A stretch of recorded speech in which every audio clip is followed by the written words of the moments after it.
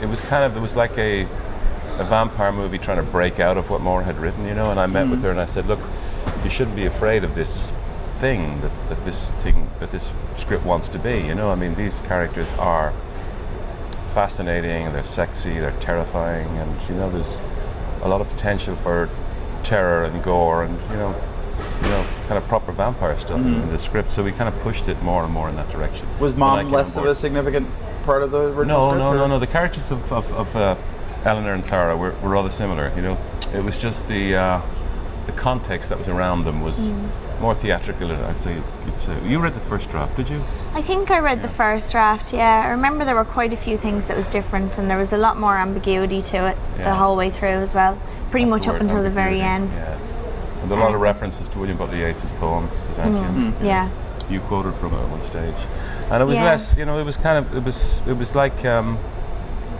You know, for example, the opening where it's more psychological, wasn't it? Take the head off and all that. That stuff wasn't there, and the impetus, the whole plot of the Neil Jordan. Then Neil got involved. No, it's not that. No. It was kind of waiting to be there, but it was in the background, you know.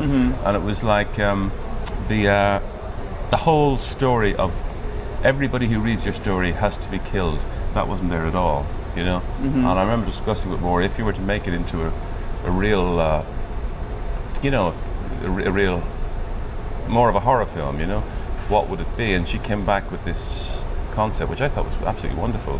Everybody who reads this play, or the story she writes, you know, has to die because the truth can't be known, which is a great, like a chain letter that goes around, you know. So it kind of became what you saw last night, or whatever you saw it. When did you see it? A few days. When did you see it? A few days ago? Last night. Oh, good. Okay. Yeah. So for me, it was a little more Company of Wolves than it was Interview with a Vampire. More, I mean, that's the connection people have to it. But yeah. And I think more had seen Company of Wolves, you know.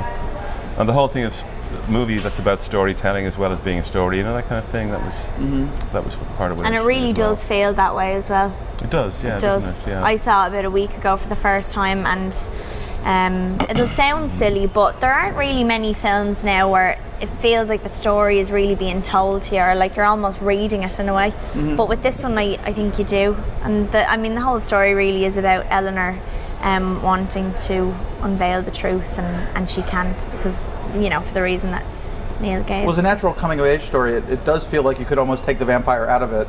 Or make it a question mark, and then, I mean, it works differently since you have a lot more vampire in it, which is kind of fun. But it is. It's only really one part of it, you know. Well, no. What was interesting was it's a story about two women, you know, who pretend to be sisters. So it's almost a story about two people who are like sisters, you know. Then it's a story of a mother and daughter. Then it's a teenage love story, you know, and it's also a vampire story, you know. And the fact that you got four things to play with is just amazing, you know. For me as a director, it was just like a gift, you know. That's why I was so anxious to do it when I read it. Which shifts over too, because you don't realize how strong the mother story is until the third act, really, where you get rid of a basic parent, you know, like every parent wants to protect their child and has those feelings, but you know, this one happens. Isn't it nice that only comes in near the very end as well? Well, it keeps you on edge. You don't know which way you're going to go with it. Yeah, it's lovely. So was